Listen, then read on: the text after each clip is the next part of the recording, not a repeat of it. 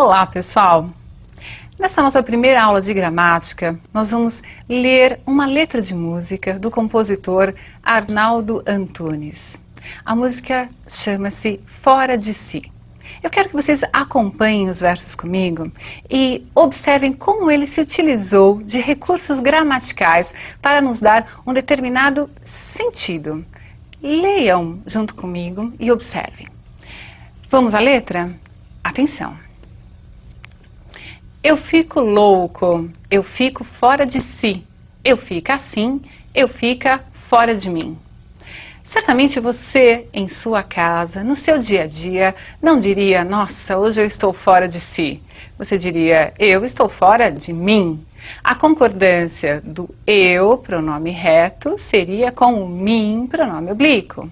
Mas o Arnaldo não fez isso. E depois ele fez outra concordância talvez estranha. Eu fica assim. Quando eu leio eu fica, eu penso no ele, é ele quem fica, não eu fica. Muito bem, vocês vão me dizer, não entendi, ele está errando de propósito? Sim, ele está usando recursos gramaticais, mas para explicar o primeiro verso dessa letra de música. Eu fico louco. Observem que ele diz eu fico louco, eu fico fora de si. Ele já está se desdobrando em uma terceira pessoa quando incluiu no segundo verso o pronome si, que deveria concordar com ele. Depois ele diz eu fico assim. De novo ele incluiu a terceira pessoa, porque o fica concordaria com ele.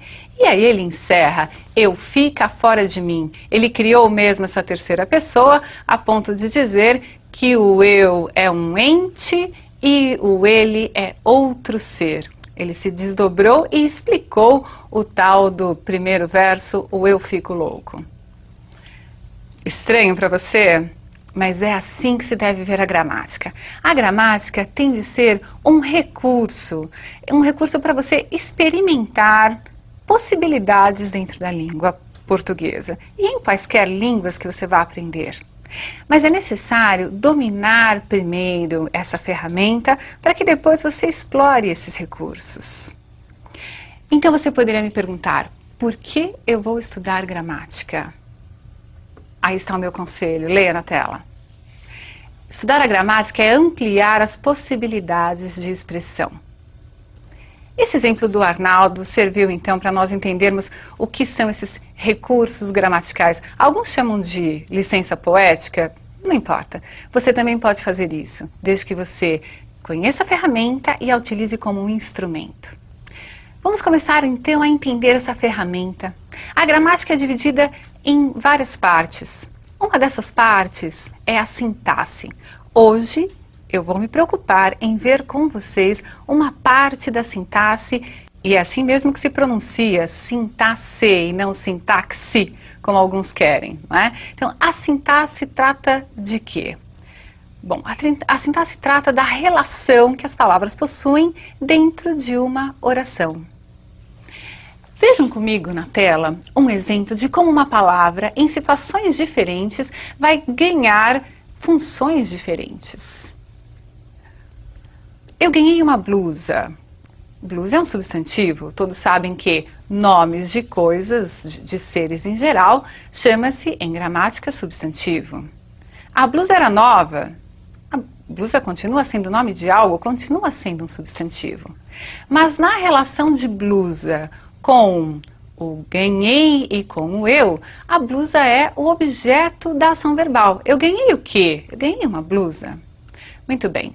Quando blusa foi colocada num outro contexto, ela passou a ser o elemento central, o elemento sobre o qual se está falando. Ela passou a ser não mais o objeto que recebe a ação, mas sim o sujeito. Então observem que, se a sintaxe estuda as relações das palavras dentro da oração, só é possível chegar a uma conclusão de uma função sintática se nós analisarmos a oração. Você já passou várias vezes pela situação de ter de fazer análise sintática? Eu sei disso e todos têm dificuldades, porque não é para se decorar absolutamente nada. Você tem de pensar o que essa palavra está fazendo aqui nessa oração. Começando básico, o que é oração? Oração é qualquer enunciado que contenha um verbo. Isso é uma oração. E é importante que você também entenda que nesse primeiro momento de sintaxe, eu não vou dizer que determinada palavra tem determinada função. Eu vou dizer, esse termo exerce tal função. Vejam, é necessário que vocês entendam que palavra é diferente de termo. Vamos ver um exemplo. Leiam comigo o exemplo. A alta dos juros provocou a crise financeira. Se eu perguntasse a vocês quais são os elementos principais dessa oração, sobre o que estamos falando e o que estamos falando, vocês me diriam, estamos falando sobre a alta dos juros. Teríamos um sujeito. E o que estamos falando sobre a alta dos juros? Que essa alta provocou a crise financeira. Teríamos o predicado. Observem, portanto, temos dois termos essenciais, o sujeito e o predicado. Mas o sujeito é formado por 4 palavras. O predicado é formado por 4 palavras. Então, eu não vou me referir, na análise sintática, à palavra isoladamente. Vou me referir aos termos que compõem a oração. É claro que, em alguns momentos, nós vamos ter uma palavra representando um termo. Mas não é necessariamente essa a equação. Guardem, portanto, que as partes da oração serão chamadas de termos. Vamos começar por um termo essencial? Vamos começar pelo estudo do sujeito? Eu acho que você já entendeu que sujeito é aquele termo, não é a palavra, hein? É o termo sobre o qual se declara alguma coisa. Nós temos 5 tipos de sujeito. Alguns gramáticos simplesmente fazem a divisão em sujeito determinado e sujeito não determinado. Nós vamos fazer uma divisão didática, para que vocês entendam como é possível reconhecer esses sujeitos determinados e não determinados e como é que você faz para, através do verbo, chegar a essa classificação. Comecemos pelos sujeitos mais simples, o chamado sujeito simples e composto. Leiam comigo. Gravamos então a definição. Sujeito é o termo sobre o qual se declara algo. Quando o sujeito será simples? Vejam lá. Os jovens adoraram a iniciativa. Sobre quem estamos falando? Estamos falando sobre os jovens. E agora eu quero que vocês percebam que o termo sujeito está sendo formado por 2 palavras, os jovens. Mas há uma palavra principal. Qual é? Jovens, claro. Se eu tenho uma única palavra, um único núcleo importante, eu chamo o sujeito de simples. Vejam o exemplo seguinte. Saúde, educação, segurança pública e assistência social teriam muito a ganhar com essa mudança. Nós temos aí várias palavras e um único termo, é um sujeito composto. São várias palavras, um único termo e a classificação é sujeito composto porque são vários os núcleos importantes. Nós estamos falando sobre a saúde, sobre a educação, sobre a segurança e sobre a assistência social. Então nós temos 4 palavras importantes que representam 4 núcleos desse sujeito composto. Muito bem. Não é muito difícil, não é? Então, simples é um núcleo, uma palavra que se encarrega de ser o elemento centralizador da informação. No sujeito composto, aí sim, é um termo, sujeito composto, mas são várias palavras que são significativas, que são importantes. Sujeito simples, sujeito composto. E o outro sujeito que nós vamos ver agora são chamados de sujeitos determinados. Por que determinados? Porque nós temos certeza de qual é o sujeito. Vejam comigo um sujeito oculto. Ele é determinado porque eu consigo saber qual é, mas ele está escondido na oração. Escondido ou pela desinência verbal, pela terminação do verbo, ou então ele está escondido no contexto, mas eu consigo identificar. Por isso ele é chamado também de determinado, ao lado do sujeito composto e do sujeito simples. Vamos ler? Contei a história muitas vezes.